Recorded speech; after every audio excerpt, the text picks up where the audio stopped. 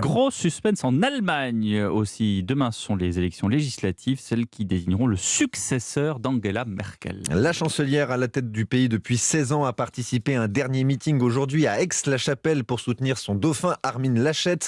Candidat de la CDU-CSU en difficulté dans les sondages, le conservateur est au coude à coude avec le social-démocrate Olaf Scholz. Hélène Kohl, vous êtes notre correspondante à Berlin. Dans les sondages, c'est serré, incertain, d'autant qu'il y a d'autres facteurs à prendre en compte.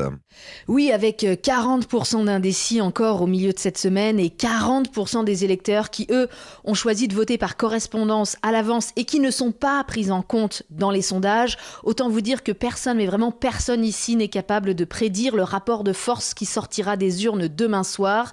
Donc les candidats n'ont pas le choix, il faut se battre jusqu'au bout. Il y a eu encore des meetings aujourd'hui, par exemple les libéraux à Cologne et Düsseldorf, même si les têtes de liste ont plutôt opté pour un repli stratégique dans leur circonscription, au contact des électeurs qui vont directement les porter au Bundestag. Potsdam pour Olaf Scholz du SPD et Annalena Baerbock des Verts, candidats au même endroit.